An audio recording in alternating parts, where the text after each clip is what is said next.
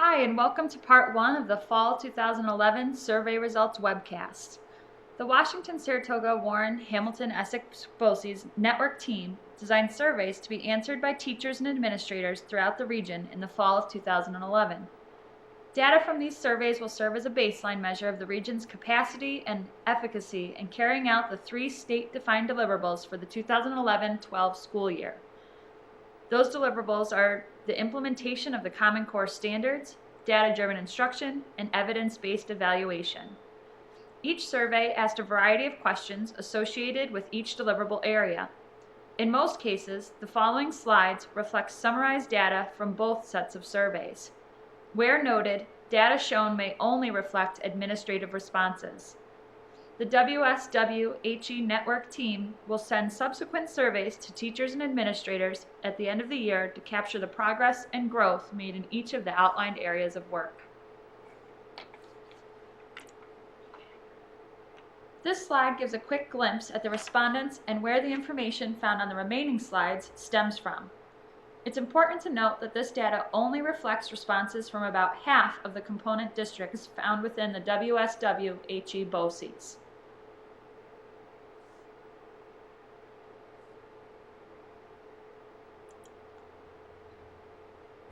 The first deliverable for the 2011-12 school year is the implementation of the Common Core learning standards. Many more teachers and administrators have received training on the Common Core since the survey was administered. Trainings at the building, district, and BOCES level have been delivered and documented. It seems as though districts and buildings who responded have the capacity and means to train teachers and administrators on the implementation of Common Core standards. The network team will continue to offer sessions in connection to the Common Core as information becomes available. Additionally, other professionals throughout the region are providing workshops through BOCES in connection to curriculum mapping, unit development, and technology integration.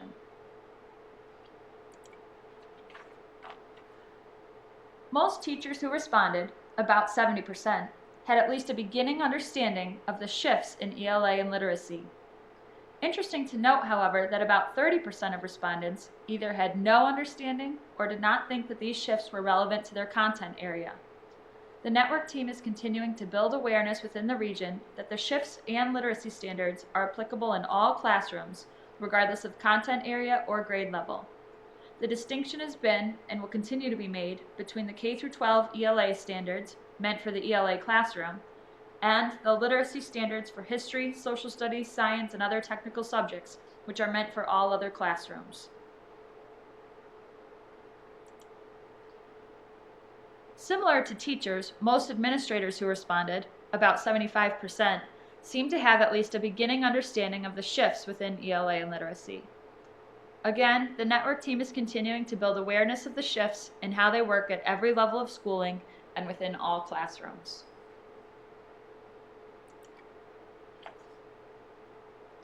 Similar to the responses seen in relation to the ELA shifts, most teachers who responded, about 65%, have at least a beginning understanding of the shifts found within mathematics.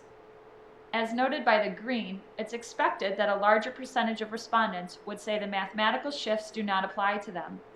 The shifts in mathematics tend to be specific to those teachers responsible for teaching math, although integrated courses may see an overlap of responsibility.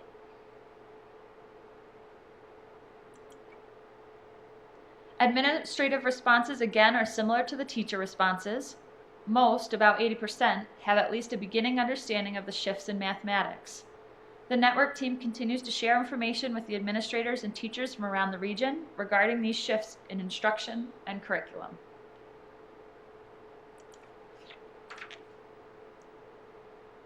Roughly 40% of respondents, both teachers and administrators, were not aware of the state implementation goal at the time of this survey. We've made a tremendous effort to explain the Common Core Aligned Unit Implementation Goal to both administrator and teacher audiences. Although actual percentages are hard to see on the bar charts, it becomes clear that most respondents, again both teachers and administrators, were unaware of the key components found within a Common Core Aligned Unit. With guidance from the state and other available curriculum modules, the network team is targeting training on the key unit components.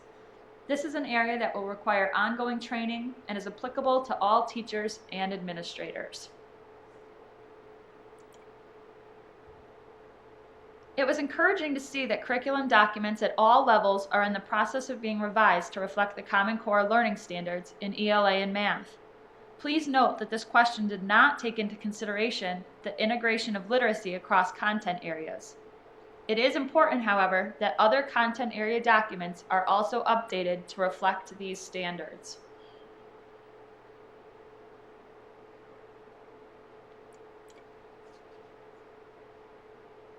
The state has emphasized that districts and buildings look at building capacity for curriculum work.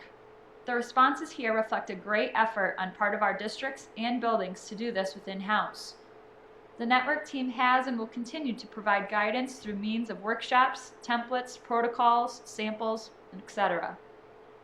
Additional support for teachers and administrators has also been and will continue to be provided from outside sources such as BOCES consultants, state trainings, and outside conferences.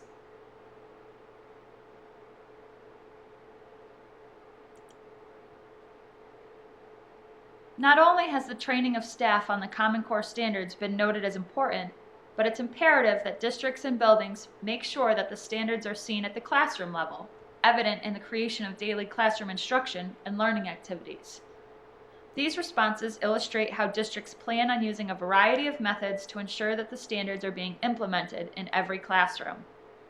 You can see that the classroom observation and curriculum mapping will be utilized most often for this purpose.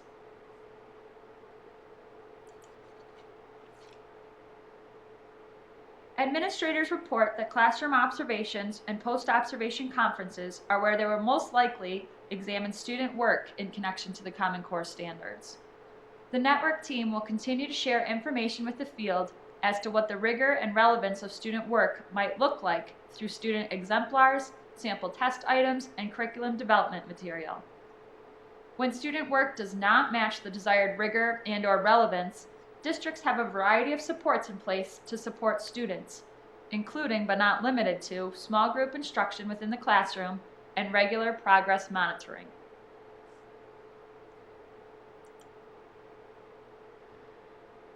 There's an almost direct reflection of teacher and administrative belief in their ability to implement the Common Core learning standards. This reiterates what research has shown about the key role leadership plays in the change process. Each of us plays a role in the implementation of the Common Core leadership. It's through collaboration and distributive leadership that we can successfully move our curriculum and instruction forward. Bandura has shown that mastery experiences, vicarious learning, and positive feedback are key factors to building efficacy. With this in mind, the network team is dedicated to providing the region with necessary resources, training, and support needed to carry out the mission. Specifically, we're training administrators at all levels on ways to manage complex change and the power of action planning. Again, almost a mere perception of teachers and administrators in terms of the impact the new standards will have on student achievement. One goal of the network team is to move everyone forward in their understanding of the value these new standards hold for the success of students in college and careers. The state has said over and over again to move as quickly as we can, but as slow as we must when trying to turn the 3 deliverables into a reality during the 2011 school year. That's the exact approach the WSWHE BOCES network team has adopted. Please look for ongoing training sessions around 3 deliverables for both teacher and administrative audiences. It's our mission to provide targeted professional development built around research-based best practice. Additionally, please encourage your colleagues to be part of our end of the year survey. It's with your honesty and reflection that we can craft our work to best fit your needs. Thank you for your time and energy.